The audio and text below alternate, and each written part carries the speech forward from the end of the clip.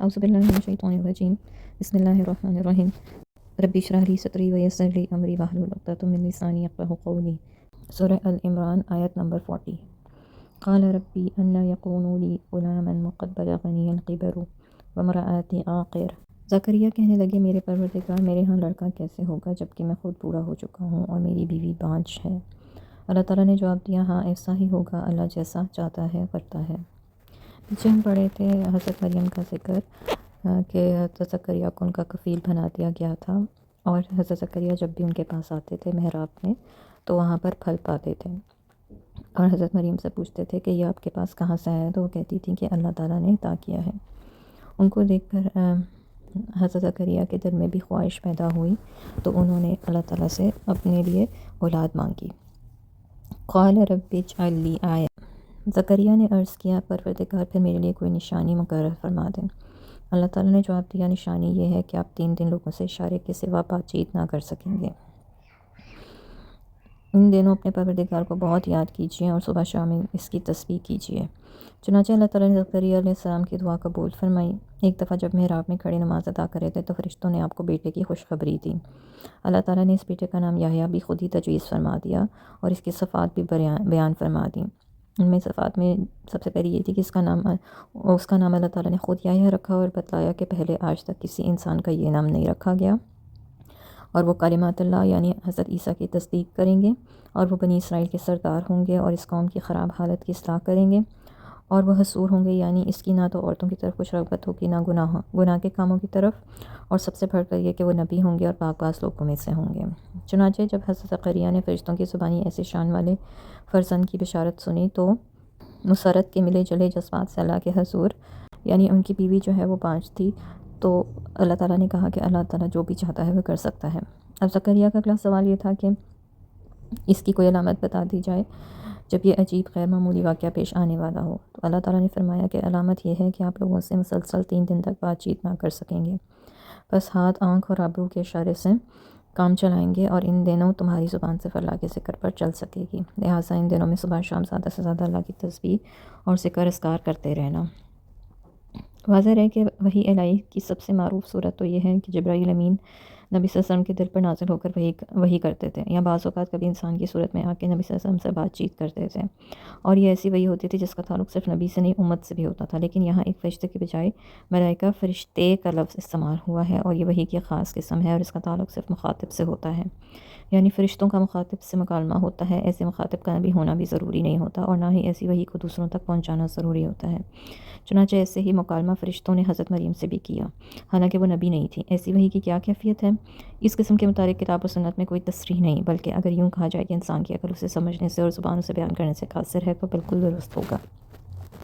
وَإِذْ قَالَتِ الْمَلَائِكَةُ يَا مَرْيَمُ إِنَّ اللَّهَ اصْطَفَاكِ وَطَهَّرَكِ وَاصْطَفَاكِ عَلَى النِّسَاءِ الْعَالَمِينَ، اور وہ وقت بھی یاد کرو جب فرشتوں نے مریم سے کہا اے مریم اللہ نے تجھے برگزیدہ کیا اور پاکیزگی عطا کی اور تجھے پورے جہان کی عورتوں پر ترجیح دے کر منتخب کر لیا۔ یا مریم اقنتی لربک واسجدی وارکعی مع الراکعین، اے مریم اپنے پروردگار کی فرما بردار رہنا اور رکوع کرنے والوں کے ساتھ مل کر تم بھی رکوع اور سجود کیا کرو۔ اس آیت سے معلوم ہوا کہ جن ایام میں حضرت مریم ہیکل کے حجرے میں مقیم رہ کر اللہ کی عبادت میں مصروف رہا کرتی تھی، ان دنوں فرشتے ان سے ہم کلام ہوا کرتے تھے۔ فرشتے ہی نے حضرت مریم کو اطلاع دی کہ اس کا پروردگار اس پر کس قدر مہربان ہے، اور اس نے حضرت مریم کو سارے جہان کی عورتوں پر فضیلت اور ترجیح دی ہے۔ چنانچہ رسول اللہ صلی اللہ علیہ وسلم نے فرمایا کہ مردوں میں سے تو بہت سے باکمال لوگ ہو گزرے مگر عورتوں میں کوئی کامل نہیں ہوا سوائے مریم بنت عمران اور آسیہ زوجہ عمران کے۔ ساتھ فرشتوں نے حضرت مریم کو یہ ہدایت بھی کی کہ وہ بطور شکریہ اللہ تعالیٰ کی مزید فرما بردار بن کر رہیں، اور اس کی مسجد میں جو جماعت ہوا کرتی تھی وہ اس میں بھی شامل ہو کر نماز کا اہتمام کریں۔ ذَلِكَ مِنْ أَنْبَاءِ الْغَيْبِ نُوحِيهِ إِلَيْكَ، یہ غیب کی خبریں ہیں جو اے محمد صلی اللہ علیہ وسلم ہم آپ کی طرف وحی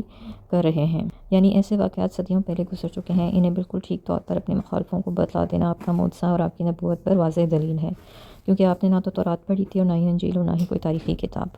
عمر کا اکثر حصہ مکہ میں گزارا، یہاں کوئی علم والا تھا ہی نہیں کہ آپ اسے سن کر دوسروں کو بتلا سکتے، نہ ہی آپ کا کوئی استاد تھا، نہ کسی کے سامنے آپ نے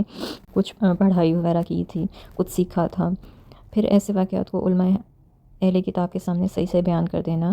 آپ کے اللہ کے سچے رسول ہونے پر بہت بڑی دلیل تھی۔ پھر بھی جو لوگ آپ کی رسالت کا انکار کرتے ہیں تو اس کی وجہ محض جو ہے وہ بغض اور عناد ہے اور دوسرے مفادات ہیں اور کچھ بھی نہیں۔ آپ اس وقت ان لوگوں میں کے پاس موجود نہ تھے جب وہ اپنے اپنے قلم پھینک رہے تھے اور ان میں مریم کا سرپرست کون بنے گا، نہ ہی آپ اس وقت ان کے پاس موجود تھے جب وہ باہم جھگڑا کر رہے تھے۔ اب یہ کون سے جھگڑے کی بات ہو رہی ہے یہاں پر؟ حضرت مریم پر اللہ تعالیٰ کی جو عنایات ہو رہی تھیں ان سے ہیکل کے تمام خادم واقف تھے اور ان میں ہر شخص یہ چاہتا تھا کہ حضرت مریم کی سرپرستی کا اعزاز اسے حاصل ہو، اور اس سلسلے میں ایک دوسرے سے جھگڑتے۔ اسی سلسلے میں حضرت زکریا نے دوسروں کو اپنا یہ حق بتلایا کہ چونکہ وہ حضرت مریم کے حقیقی خالو بھی ہیں لہٰذا وہی حضرت مریم کے کفیل بننے کی سب سے زیادہ حقدار ہیں، لیکن دوسروں نے حضرت زکریا کے اس حق کو اہمیت نہ دی اور بالآخر طے یہ ہوا کہ ایسے سب حضرات اپنی اپنی کلمیں جن سے وہ تورات لکھا کرتے تھے کسی بہتی ندی میں پھینک دیں۔ اگر کسی شخص کا قلم ندی کے بہاؤ کی طرف بہنے سے رک جائے اور اپنی جگہ پر قائم رہے تو وہی شخص مریم کی سرپرستی کا حقدار ہوگا۔ اس کا فیصلہ ہو سکتا تھا، چنانچہ کلمیں پھینکی گئی تو سوائے حضرت زکریا کے قلم کے باقی سب کلمیں پانی کے بہاؤ کے رخ بہہ نکلیں، لیکن حضرت زکریا کا قلم جو تھا وہ اپنی جگہ پر قائم رہا۔ ایک تو وہ پہلے ہی حضرت مریم کے حقیقی خالو تھے، اس امتحان میں بھی قرہ انہی کے نام نکلا، تو اب اس میں کسی کو اختلاف اور جھگڑے کی گنجائش نہ رہی۔ اذ قالت الملائکۃ یا مریم ان اللہ یبشرک بکلمۃ منہ، اور جب فرشتوں نے مریم سے کہا مریم اللہ تجھے اپنے ایک کلمے کی بشارت دیتا ہے، اس کا نام مسیح عیسیٰ بن مریم ہوگا، وہ دنیا اور آخرت میں معزز ہوگا اور اللہ کے مقرب بندوں میں شمار ہوگا۔ یہ فرشتوں کا حضرت مریم سے دوسرا مکالمہ ہے اور یہیں سے حضرت عیسیٰ کے بن باپ پیدا ہونے کا بیان کا آغاز ہوتا ہے۔ اس سے پہلے جو حضرت یحییٰ کی پیدائش کا ذکر ہوا تو وہ بطور تمہید تھا۔ حضرت عیسیٰ کی پیدائش اس سے بڑھ کر خرق عادت امر ہے کیونکہ یہاں باپ کا وجود ہی نہیں۔ اس مکالمے میں جب فرشتوں نے حضرت مریم کو ان کے بیٹے مسیح عیسیٰ بن مریم کی پیدائش کی خوشخبری دی اور ان کے اوصاف بتلائے تو وہ یکدم چونک اٹھیں کہ یہ کیسے ممکن ہے جبکہ کسی مرد نے مجھے چھوا تک نہیں۔ اللہ تعالیٰ نے اس کا جواب یہ دیا کہ اللہ تعالیٰ جو کچھ چاہے اور جیسے چاہے پیدا کر سکتا ہے، اس سے سبب کے بغیر بھی کوئی چیز پیدا کرنے پر پوری قدرت حاصل ہے۔ اور فرشتوں نے جو حضرت مریم کو اوصاف بتلائے وہ یہ تھے کہ وہ لڑکا اللہ کے کلمہ کن سے بن باپ پیدا ہوگا، اس کا نام مسیح عیسیٰ ابن مریم ہوگا۔ حضرت عیسیٰ نے عمر بھر سفر میں گزار کر رسالت کا فریضہ سر انجام دیا، اس لحاظ سے بھی آپ مسیح کہلائے، اور عیسیٰ آپ کا اصل نام ہے اور ابن مریم آپ کی کنیت ہی نہیں بلکہ آپ کا یہی نسب ہے، چونکہ آپ بن باپ کے پیدا ہوئے تھے لہٰذا آپ کو ماں کی طرف منسوب کیا گیا، اور یہ آپ کے بن باپ پیدا ہونے پر سب سے بڑی دلیل ہے، کیونکہ قرآن کریم میں اللہ تعالیٰ نے اس انداز سے کسی مرد یا عورت کا نسب بیان نہیں فرمایا، جبکہ عیسیٰ کے ساتھ 20 مقامات پر ابن مریم کا بھی ذکر آیا ہے۔ تیسری صفت یہ ہے کہ وہ دنیا اور آخرت دونوں جگہ وجیح اور باروب شخصیت ہوں گے۔ وجیح وہ شخص ہوتا ہے جس کے روب اور وقار کی وجہ سے کوئی شخص رو درو اسے کوئی تانا نہ دے سکے، چنانچہ یہود آپ کے آگے پیچھے معاذ اللہ ولد الحرم کہتے تھے مگر منہ پر ایسا کہنے کی ہرگز جرأت نہیں رکھ کرتے تھے۔ چوتھی صفت یہ ہے کہ وہ دنیا میں بھی اللہ کے مقرب بندوں سے ہو گیا اور آخرت میں بھی، اور پانچویں صفت کہ انہوں نے